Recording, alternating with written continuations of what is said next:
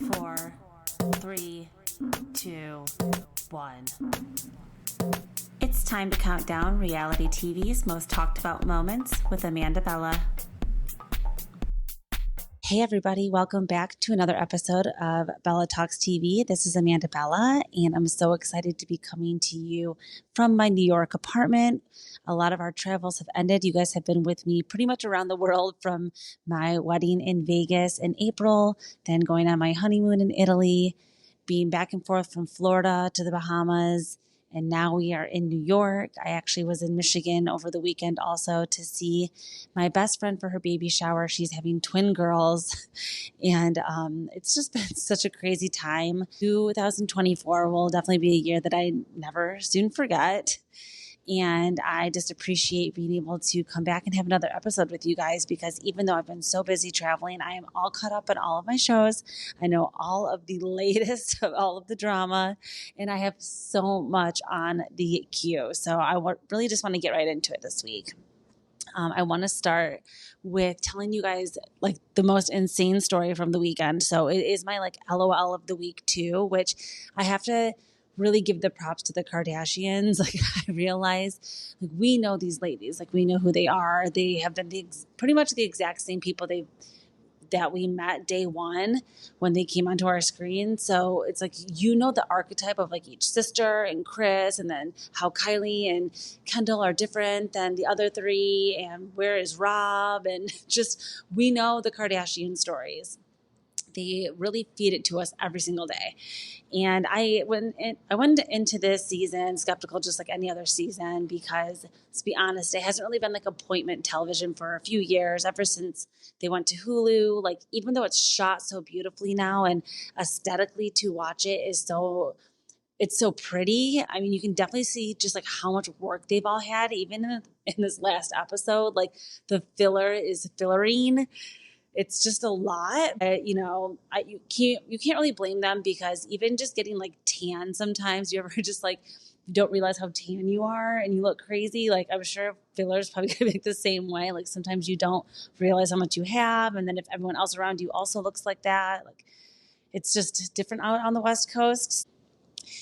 The Kardashians are just giving me a breath of fresh right now. They're the only like funny and light reality television that I'm viewing, and we're only on episode 4 this season, and I'm just already obsessed. And I wasn't expecting to really go into it. Like I said, I had low expectations for the season, but I'm really enjoying it. Like, Kim had her 43rd birthday this past week, and she's just wearing this like red, basically like it just looks like yarn or like twine. Lots of cutouts, lots of just everything popping, and she looks incredible.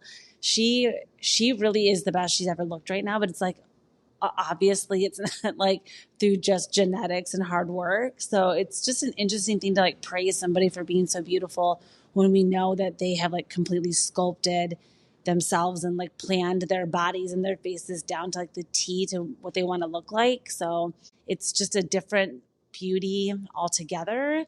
But it is very interesting to watch. Like I said, the way that they shoot it and the cameras that they're using, which, a little side note, the Real Houses of Orange County trailer is out. And they also were talking about how they have like new cameras that they're using to shoot this upcoming season for Orange County. And I'm really excited about that. Like, it sounds like it's going to be a similar vibe where it's just like brighter, maybe more like Real Houses of Miami. So I'm really looking forward to that. But we'll come back to the Real Houses of Orange County. But I've been really loving the Kardashians. Scott, I really was trying to like bring down Scott a couple weeks ago. I'm like, okay, haven't we had enough? Like, the Mongiorno of it all, and him having it in his fridge. Like, this week, Khloe just calls him out straight up and is like, Scott, are you done losing weight? Like, I think you're done. He's like, just a few more pounds. You know, he's addicted to it too. Like, I can't imagine. I have no problem with Ozempic. I know many people that use it, and I'm just happy that I don't have to. But if you want to, I think that you should. And I think it really is like modern technology medicine that is just crazy. It's like shrinking people. So very interesting. That's another thing with the Real Houses of Orange County. Like, they talk about that a lot, how they're all on it, and they're all just so tiny now. I saw Shannon at BravoCon, and she was that was right after the DUI, and she was so skinny. Like, I don't even know how to describe it. It wasn't like sickly. It was just shocking. Like, I was like, oh my gosh, she is the smallest person I've ever seen. So speaking of the smallest people, yes, the Kardashians, they also just keep shrinking, keep getting younger. This last episode, so Scott is cracking me up, which was my LOL of the week. Him coming in talking about how before Montjourno, he was addicted to eating those like Hawaiian rolls, which those are so bad for you. I would eat like one of those a year. But he was addicted to eating those. And then he said he was addicted to ginger ale because he didn't realize it was soda. And I'm like, oh yeah, there's got to be so much sugar in just a regular ginger ale, like a Schweppes or something. But he's like, yeah, but it's drinking 20 gingers a day. And like, Scott is just undeniably funny. Like, that is just such a quotable, like, funny moment. Like, everybody just laughs when he's in the room and lights up. I'm happy that he's lost some weight. It seems like he's trying to find love again. Him and Khloe have that conversation about if they're just ever going to find people again. Are they going to be single forever? And I don't think so. I think that they will both find love. And when they're ready, the right people will come into their lives. You have to just trust. You have to, especially when you're a celebrity. Like, there's so many people around you, the Tristan of it all. Like, she's traumatized. So just let her do her thing for a little while. But yeah, speaking of the Kardashians, so the craziest thing happened this weekend, went viral, which was my first experience ever even having any type like of anything. So I started my account actually. It was basically right in the heat of the pandemic. Like, I want to say April 2020. I was sitting around. I was already, such a Bravo fan. I've been watching Bravo since 2005, 2006 maybe, whenever Orange County first started. And I just always used it like as an escape. I would always have TiVo and stuff too. Like, even back when TiVo was like available, like I would just record them and watch them. Even if I wasn't home, like on Tuesday or Wednesday, whenever they were airing, like for some reason, every week to me just really became part of my routine. So I've been an OG fan since the beginning. And I just figured eventually, like, I got inspired by so many other creators. And I'm like, I would love to just start my own page and just see. I never even had thought about doing a podcast yet. Just like, let me just play around on Instagram and like see if I can try to get some followers and like put some memes out. And so I really did. I grinded on that for a while. And I actually like ended up archiving like half of my page because it became so old and like irrelevant, and I wanted to kind of do like a rebrand. So I probably did Bella Talks TV like a year ago, maybe. Like, I think it was right when I went. I had to have had it for a little bit longer than this, but right when I went to BravoCon New York, I think too was also around the time that I felt inspired to like start my page. So I've been working on it for a little while. But I had about 450 followers, which to me were so important to me. Like, I always would think about my page or like anything I would do as an audience being like, okay, if I were to go to a place that had 450 people at it, like that would be huge. If there's 450 people following me every day, basically like watching, then that's a huge platform. So I was always proud of me for already even having that. And I just post whatever random stuff that I come up with. And even as far as like what Bravo is or like what teams I choose or what sides or opinions I do tend to take, like I'm always changing and evolving. And like, I don't really have like that many stands, and I appreciate what other people are thinking too. So it's like, I just try to give my point of view and be as authentic as possible. And I feel like I always kind of knew, like, if you just follow your heart and you just post whatever you want and you just, as long as it's making you happy and you laugh, like, that's really all that's important. So that's really like the vibe I try to post with. And I don't even know why this moment just caught my eye so much. But when I was watching the Kardashians and I saw North walk in with Kim, and Malika's there, and she gave her this side eye that, I mean, you just can't deny it. Like, I watched it 50 times. I was cracking up laughing. I'm like, let me just take a little like snippet of this, like a 20-second little snippet of this and put it on my page. And before I knew it, I woke up in my phone. Everybody from Khloe Kardashian herself was liking this video. So I was freaking out. I've never had a video like that, like go viral like that. Like, now officially, let's all check it together because I actually haven't looked at all today. I try not to even look at it. But I think that this will be interesting because the whole process of like having a viral video and just the weird feeling of it, knowing that like certain people around the world are looking at it, something that you made. It's just really weird. But as of today, this video has gotten 26.9 million, 599. So basically 600,000 likes. So 600,000 people had to double tap their phone to like this, which is crazy. 12,700,000 comments. Crazy. 60.4K have sent it to each other and DM'd it. And then 34,000.1 have saved it. So it has reached 10,620,570 profiles. It's had over 700,000 real interactions. And it's had 5,789 profile activity, which I believe is people that followed me from the reel, and they might have already unfollowed me because my profile doesn't even show that many followers yet. But this is like my first time ever learning about any of this stuff, and I just want to show like this is really on here. Like this really happened. So crazy. So it's just been an experience. I had to literally turn off my notifications, and like I can't even take a nap because I have so many people commenting, liking this.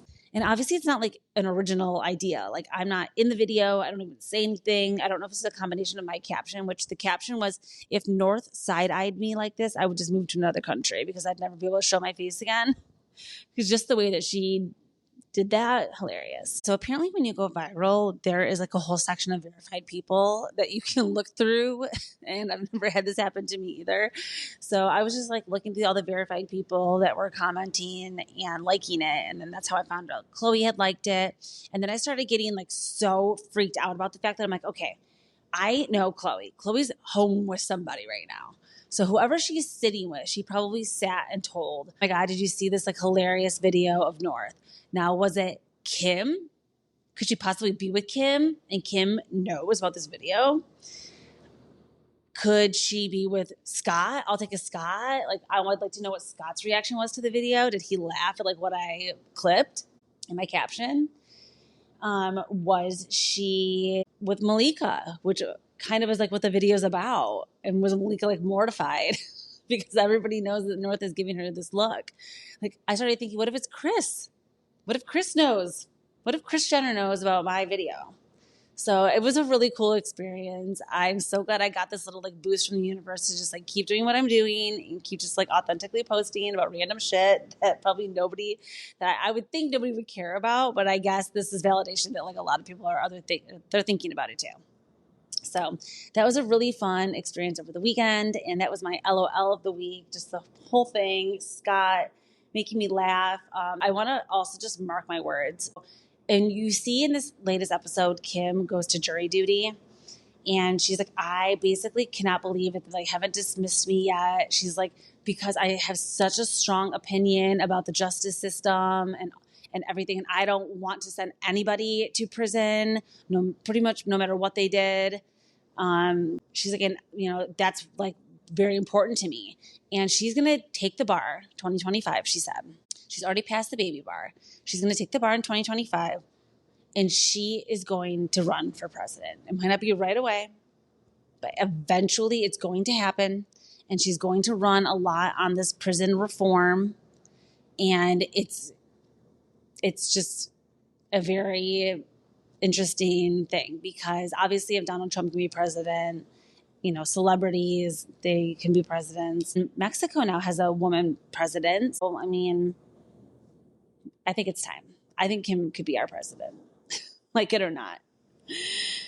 Okay, so anyways, let's get into my OMG of the week because it's kind of like a right turn alert, and it's a really crazy, and we don't really know all the facts. It is being disputed. So let's go down to Atlanta. Real Housewives of Atlanta is filming now, and Kenya Moore is back on our screen. We've seen a lot of teases about Kenya and Portia being frenemies this season, and I don't really know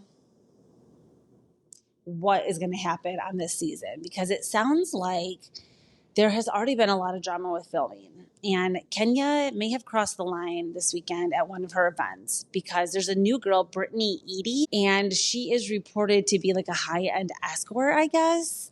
And there are rumors or receipts or something, allegedly that she has been doing this and that her rate was like close to $50 a day. And I think maybe she was saying like Young Jeezy or something confirmed this. I love the Real Houses of Atlanta. Don't get me wrong. Like I think it's been a flop for a little while. I'm very, very upset that Sheree is not coming back. Sheree to me is Atlanta. So I'm disappointed about that, but we're going to have to just see what happens. But apparently Kenya tries to reveal all this information about Brittany and some other things maybe having to do with insurance fraud or like if this girl's involved in any type of illegal activity. Allegedly, I don't know exactly what's going on down there, but there are a lot of rumors circulating. And that just kind of had my jaw on the floor. Like that does sound like something Kenya would do. Kenya goes below the belt. Kenya is frightening. I just want to warn everybody now. I have a feeling I'm not going to be on Team Kenya this year. Even though she's my Michigan girly, she's from Detroit, and I want to love her, but I have to just say, like it doesn't play the Housewives game like the way that I typically love a housewife to play it. So she just is a little too dirty. So we'll see if any of this is true. I mean, there were some receipts, there was some leaked audio, there were also some pictures that people took of these poster boards that apparently had been displayed with all these rumors on them. Like, Kenya. See, this is what happens. Like when we enable these housewives that are like, they're literally thirsty with power and they're just using it for evil, and we enable them and then we hype them up and we like say that it's like queen behavior and we're like slay. It's like, no, I don't like that. I actually don't like that type of behavior because these ladies need to be called out and they need to be able to apologize and they need to be able to like move on from things. And you can't be cutting so deep that you're unable to apologize. This is supposed to be like not below the belt. This is supposed to be little like, a little like on the chin. Like it's not supposed to be so aggressive. So I'm going to need all the housewives to like take a deep breath, dial it back. Let's get back to being fun. And so stay tuned for some more thoughts I have on Housewives.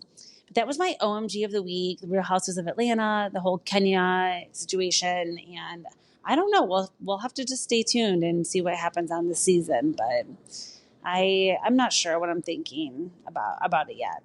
I'm not sure. So let's hop right over and get into my top 5 countdown of the week. The top 5 most talked about reality TV moments.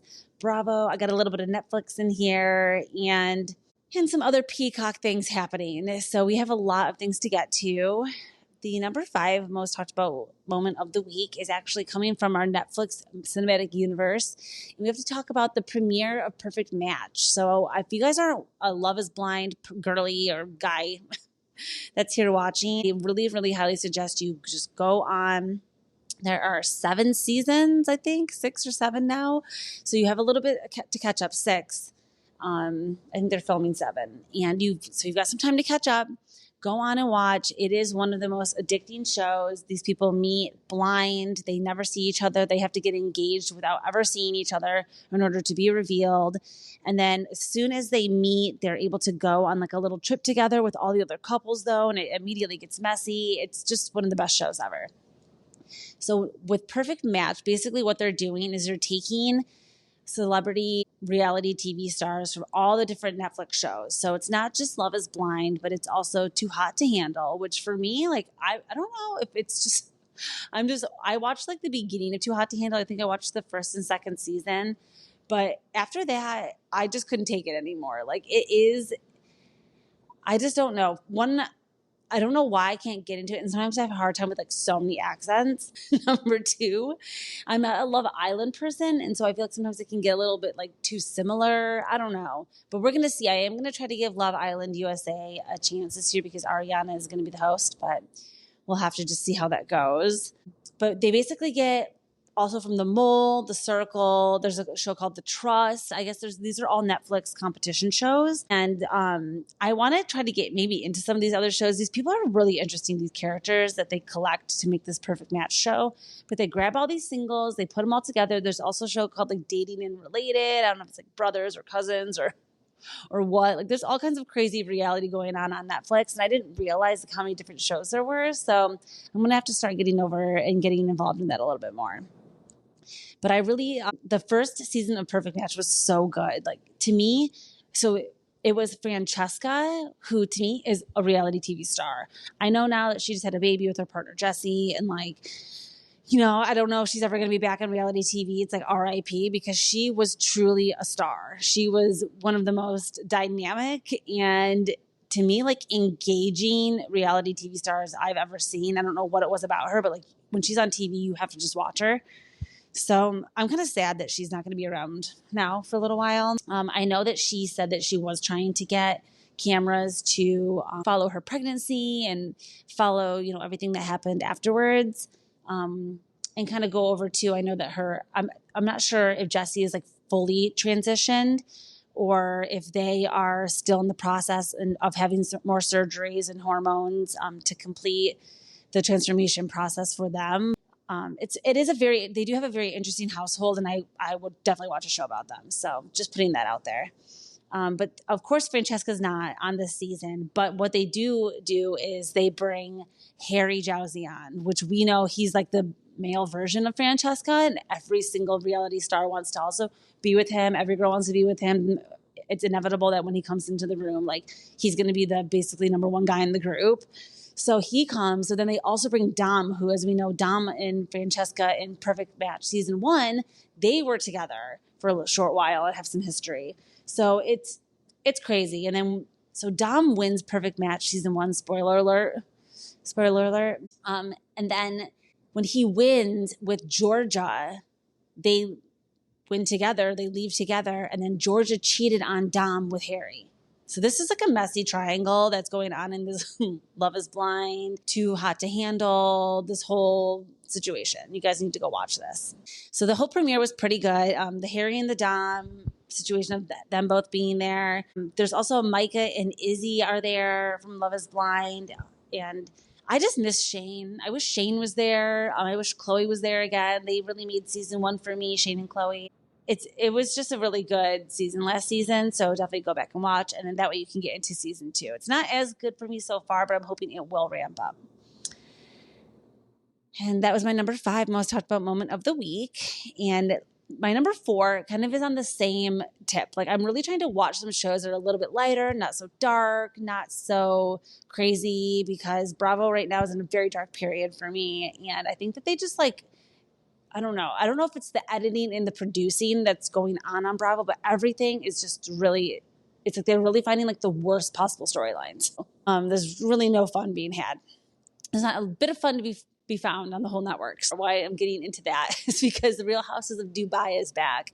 And they really, for me, are bringing this light and airy Housewives again. This like fun, fashion, friends. It's just really what I needed. I'm so excited that the Real Houses of Dubai is back. So for a few reasons. One, I am a Stan Barry. I love her so much. I didn't realize, like, from Ladies of London, of course, she was obnoxious back then and just very rich and very uppity. And now she's proven, like, the money is real. She actually doesn't, she's still always going to be Caroline Stanberry. She can't not be her. She's, again, one of these authentic reality TV stars. It's like she can't help but be anybody but her. She's just doesn't have a fake bone in her body. So that's why it's like lover or hater. And I think for a while, like I did see why everybody would hate her, but now I'm just obsessed with her. Like her, Sergio, her like just being over him this season. And it's like they just got married last year. So I imagine that she will have multiple husbands. Which is another reason why I love her. And then there's the Chanel. Chanel Ayan is a spectacle in herself as well. She's just an undeniable personality, and she is star power. I know at BravoCon, a lot of people were over her because she had a huge line, and she would only take pictures with you if you spent money at her booth. And I mean, that's a little shady, but hey, she is, again, like, she's from Africa. She doesn't fuck around, and she is going to definitely be like, these are the rules. If you don't like my rules, then don't be in my life. So I have to always give respect to Chanel. And Sarah, a lot of people are getting, Sarah and apparently Caroline Brooks allegedly said some racist comments, maybe are I guess, anti-Semite because they, at least the comments that they made are pointing that way because of the fact that they are supporting the war. And it's just some of the comments that they're making are not landing, and they're not denouncing that, and they're not apologizing. And so I have to say, like, until I'm more educated on this topic, like, I can't really speak on their opinions. But I do know that Sarah has got to be like one of the most self-awareness queens ever. Like, for somebody being so spiritual, so internal, so mature, so worldly, so intelligent, she really comes off like such a crazy loon. The guy that was doing the shaman ceremony with her, that's like from Fort Lauderdale, like, I don't understand what was going on in that scene. And I am like a new agey person. I'm actually a yoga teacher. Like, I love yoga and I love the Western world. He takes it to another level, and I could not handle watching her during that. Like, that was so cringy to me. And it seems she's made some really problematic comments, and that really disappoints me. I love her little son, Matuk, and he's one of my favorite little side characters. So I just want the best for him. I want her to find love with a respectful man. It sounds like she's really picked some bad ones in the past, and I want the best for her, but I can't obviously deny that she can't seem to get her mouth to say the right things. I can't support her right now. But I'm just really loving Dubai being back. The new girl, Talene, was giving me Jen Aiden vibes, and she apparently was signed to a label, and she really had a career on herself. But she chose love, and she chose to move to Dubai, and I have to say I'd probably do the same thing. So I don't blame her. She was like, you know what? I'm not going to be like the next Britney Spears. I probably got another good year left in me in LA. Might as well just quit now. So I kind of love her so far. We're going to have to see, though, with her, because she is Caroline Brooks' bestie. Looks like they start to get into a little bit of fight later in this year, too. But please go watch it so you can come back and talk about it with me every week, because it looks good. And then that brings me down to now my number 3 most talked about moment of the week, which is the release of Peacock's Traitors cast list. So there's a lot of good ones on here. I see people hating on it. I'm obsessed with it. So first, before we even get into the rest of the cast list, we've got to talk about Lindsay and her involvement in this whole traitor situation, because, allegedly online, the rumors really state that Lindsay is pregnant currently, and she was supposed to go to be on Traitors, and she didn't tell anybody, including production or anybody, and just decided that she would just not tell anybody, and she would go and keep it a secret. And probably by the time it was done filming, which is probably only 3 weeks, maybe she thought she would get away with nobody being able to notice. Because if you also haven't noticed, she is extremely thin right now. So I imagine that even if she is pregnant, and I'm saying this not to speculate, I mean, it's basically confirmed that she is. And I'm hoping everything is healthy and that this is going to be her dream come true. I'm not having any bad wishes on Lindsay or her baby, but I'm just saying these are the rumors that she went to Scotland pregnant. She had to be sent home because Dorinda found out that she was pregnant, which I'm assuming they were rooming together. And Lindsay, she can't keep a secret to save her life, which is actually good. I think I like that quality in her. But she needed to tell somebody, and she told Dorinda, which on the way, by the way, did you see that when they announced the cast, Peacock had a typo and they put Dorlinda, not Dorlinda. I was crying laughing. I think I'm going to have to call her Dorlinda forever now. But Dorinda, she must have been rooming with her and told her, and it got out. And then Dorinda told producers, and then Lindsay got sent home, and then Sierra was sent there the next day, I guess. Those are the rumors. I'm not skinny but not fat, I believe, is the source for this. Lindsay said that I think she was asked, if Gabby's riding so hard for you, how come you weren't at Gabby's birthday, which was May 8th? And Lindsay replied, I had to meet my boyfriend's parents. That was the only day that I could meet them, and I had to meet them. To me, that means she's pregnant. She had to meet his parents. You have to just remember, Lindsay went on a few dates with this guy before she met or started dating Carl. And then it went the way that it went. And then she basically picked back up with him. She called it a boomerang. And I think she got pregnant maybe one of the first times she saw this guy again, allegedly. So it's they barely know each other. And I'm sure she has to meet his family and get prepared to bring a man into this world or bring a child into this world. I don't know why I said man. Maybe it's going to be a little boy. But we will see. We have to wait for her to announce this. I know it's not cool to like speculate, but let's be honest, there's not like thousands of people listening to this podcast. So I think between you guys, we can keep a secret until she announces it. And then that brings me to the rest of the cast. So we obviously have Dorinda, and then we have Gabby Windey from The Bachelorette, who is like one of my favorite bachelorettes of all time. I'm obsessed with her. Her partner is a comedian, and I just like love them together. They seem truly so cute and in love. And I would love to see her do well in this competition. We have Dolores there, which I didn't realize Dolores flips on Teresa this season, which we're going to talk about Jersey in a little bit. But I didn't realize this, and people are really hating on Dolores. So I was never a Dolores like huge fan. To me, she doesn't really like have that much personality. But I do think that she is an important part of the cast. I don't think that she's important enough to still be in the reboot. But I do, appreciate everything that she's given to us. But if I have to see that softball game one more time, no. And I just am interested to see, like, maybe her and Dorinda will be friends. I don't know. And then, of course, there's the big worm with the mustache in the room. Tom Sandoval is in the Traitor's Castle. And the man's been gone for days, and there's already so much shit hitting the fan because he's gone, which is hilarious. It was like, as soon as he was on the plane to Scotland, Billy Lee was like, I don't think he has Wi-Fi right now. Like, hit record, let's go. And I'm bringing Joe with me, why was Joe there? Why was Joe there in that podcast? What an annoying human. I'm sorry. It's not an ADD thing. I have many friends and family with ADD, ADHD, autism. So I'm not neurodivergent shaming her. I think that she is highly annoying, and she interrupts everybody constantly. And I would not be able to handle that. But yes, Tom Sandoval is in the Traitor's Castle. I imagine he's going to get voted out pretty quickly. Last season, if you guys remember, Johnny Bananas got kicked off immediately because people were just like, he's annoying. We don't want to deal with him. So I think they'll probably just get rid of him really fast and not even really give him a chance to compete because no one's going to want to be around him. And that's kind of my prediction for him. And then, okay, yes, let's go back to talking about Billy Lee for a second. Tom goes to Traitors.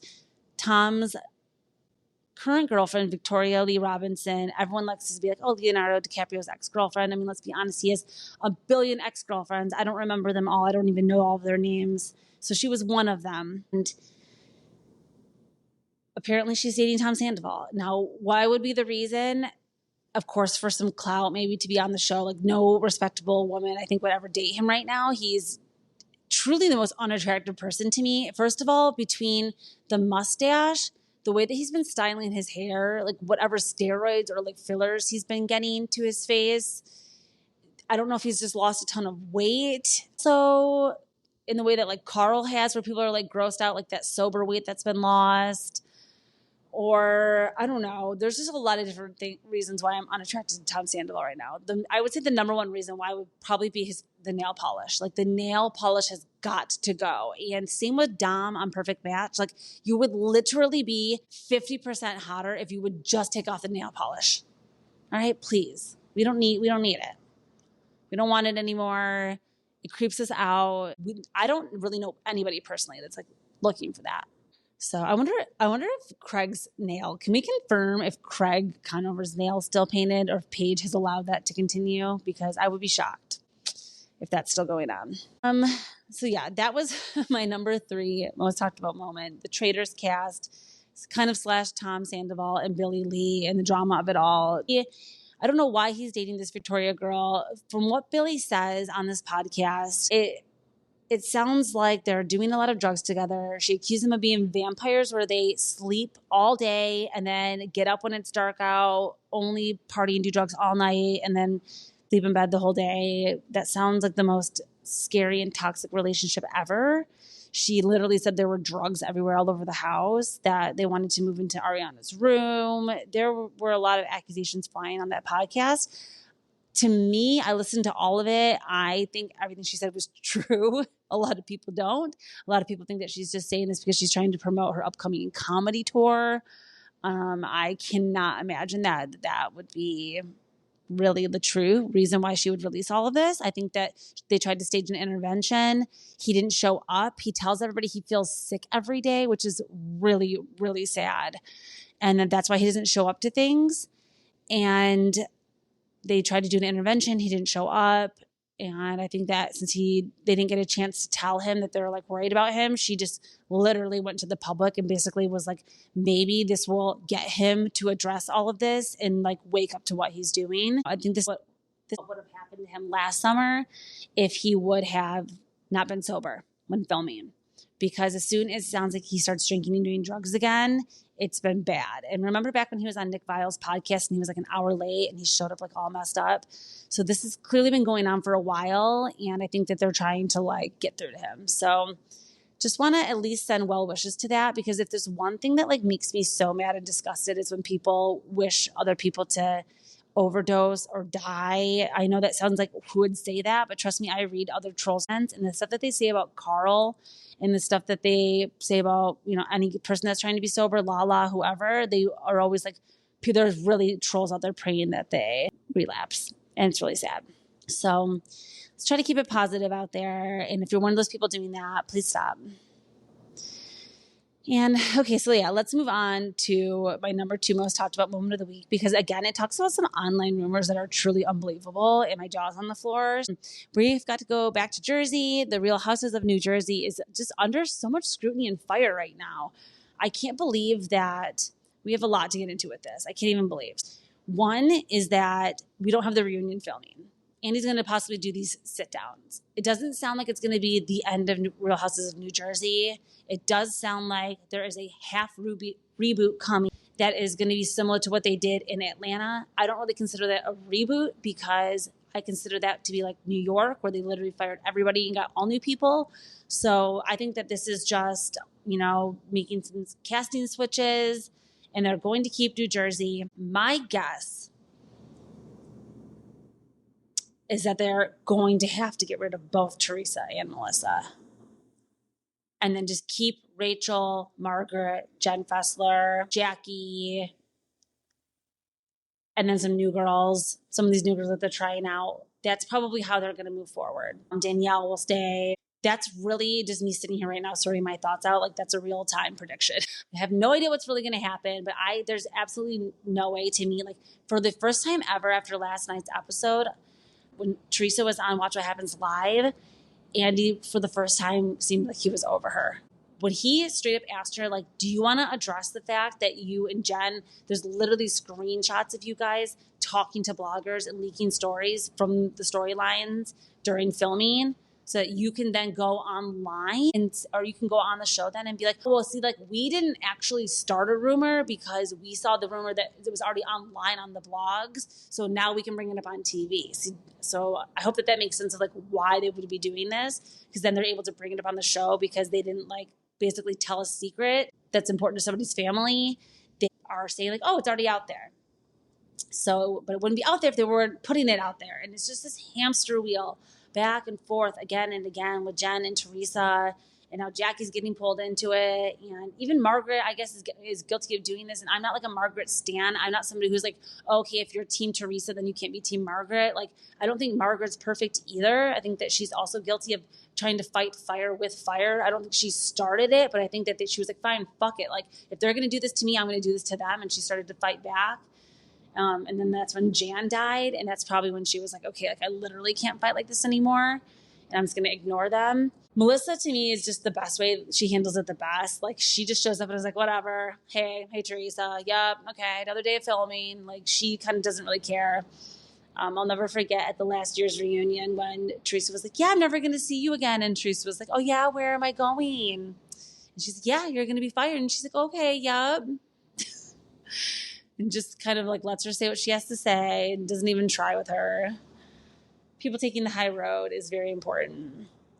But it seems like they're going to have to just get rid of them. I don't think that it's going to be possible to continue maybe Melissa will be able to be like a friend of in the future. They'll probably give Teresa like her own show, but I don't know, because like I said, on Watch What Happens Live, Andy seems to be very annoyed with her when he gives her the chance to address this, and then when she just starts lying and being like, no, it wasn't me, it was Margaret. There's no prove it. There's no proof. And he just goes, okay. And she's like, yeah, obsessed. Yeah, they're obsessed with me. And he was like, yep, okay. Coming up next. And he just kind of like moved on. And I'm like, wow, it does seem like he's finally like had enough. So I have no idea what's going to happen. Those are my wishes and my predictions. But that's not all that's going on in Jersey. So one of the other storylines that they're presenting to us this season is with Dolores and Paulie. It's been 3 years now. We know that Dolores wants to have a ring. Joe Gorga said she wants to be driving in a Rolls Royce every day, like having the day off. Like, what woman doesn't? So can you blame her? And obviously Paulie has money and he lives in this incredible home. And, you know, I just think that she's ready to be with him. And Paulie will not get divorced. And he keeps telling her on camera, there's 2 funny moments here. One, she's like basically pressing him to be like, what's taking so long? And he's like, Dolores, I think you know it takes this long to get divorced, like 3 years. And she goes, no, Paulie, I don't think that. And they both are tinking off and like saying tink instead of think. And it is one of the weirdest moments ever. I don't know why Dolores was like doing that. That was so funny. But then they continue this conversation and Paulie gets very heated. He even drops an F-bomb and is basically like, get off my fucking back about getting divorced. And I've heard some rumors on Reddit of maybe why he's not divorced yet. And my jaw was on the floor. So this is just alleged. And again, like I don't feel like that many people are going to not tell my secret here. But I read online that the reason why he can't get divorced is because him and his wife have an illegal business together. They can't just like get divorced and take all their earnings and like have W-2s or whatever to take to like a divorce lawyer or whoever, you know, the court to get divorced. Like they can't be like, oh, this is half of mine, half of hers. Like they have no way of like splitting up their assets because it's an illegal company. So, and the company, I will just say it's not what you think. It's probably worse. I really don't even want to say it because I was going to, and then I really thought about it. Like, I don't even want to put it out there into the world until, you know, but if you really want to know, go on Reddit. I'm sure you'll find it. But it's just interesting. It's very different than what Teresa went to prison for. It's not any type of like mortgage fraud or loan or any like type of financial thing. So it's just a very interesting accusation. And I just really want to know the answers. And I want to know if that is the reason why Paulie can't get divorced. And I just hope that Dolores is going to be smart enough to take this time where she's on Traitors and think about him and maybe be like, I don't care if he has a sick townhouse. I don't think it's worth it to be with this guy, because now that I've just like been looking at him a little bit longer and like spending more time with him on our screens, like I do not trust him as far as I can throw him. So he can go right where Louis can go. And I'm actually going to be the only person glued like appointment television every Sunday. So when Teresa sat down with Rachel and John Fuda this past episode, that was just like so disappointing to me, because to finally get them to sit down, and the fact that I know Louis' strategy is to basically just like not talk on camera, because he pretty much knows, well, he only talks in the scenes where he's like at home with Teresa. But whenever he's like in a public setting, like he literally doesn't say anything, and that's just going to be his strategy. Like he's gray rocking us, which I kind of don't blame him. But I would have liked him to jump in a little bit more. I would even say it wasn't even like taking bait. He just was not going to engage with John. And Teresa kind of just kept putting her foot in her mouth. And also the Fudas also weren't good at like explaining exactly why it was frustrating. So like they all just can't communicate. And I see why they don't ever make up about anything, and why this is probably just going to come to an end, because it's like you guys literally can't have one adult conversation. Like it's impossible. So what are we watching? So I don't know. I'm just ready for it to end, and I'm ready to already just see where it goes and move on. So that was my number 2 most talked about moment of the week.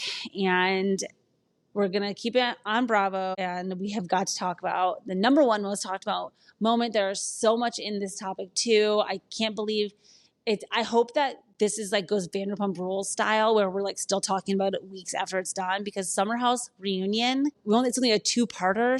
In 2 days it's going to be over, and I'm not ready. And I just am so sad because I want them to immediately start filming and get a new season to us as soon as possible, because there's so much going on. So we already talked about the Lindsay pregnancy rumors.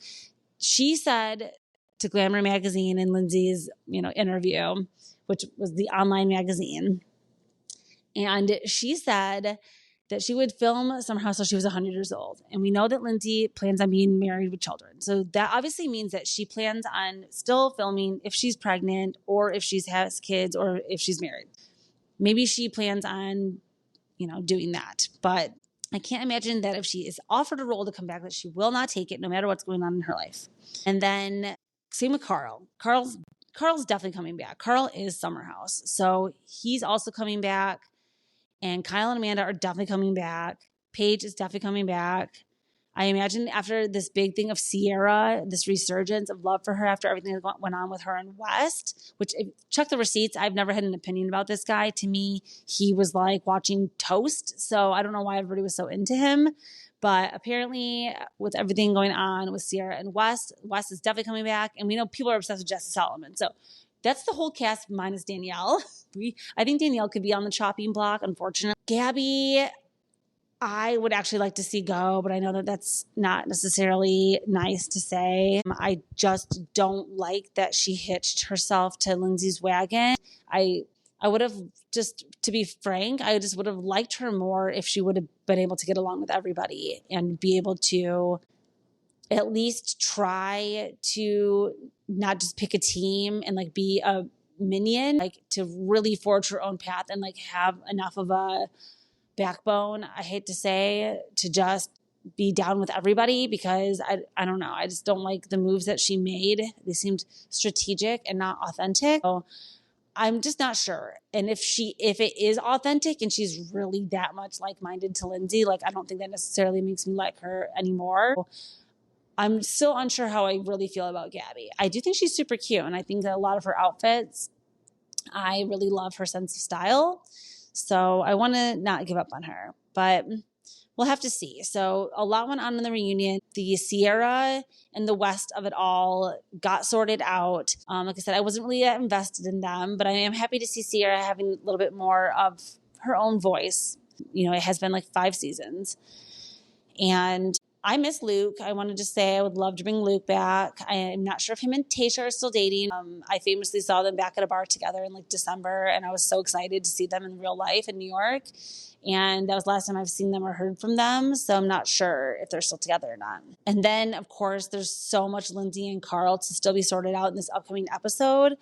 I think that there was clearly everybody got together before this, and they talk about these like pre-reunion meetings.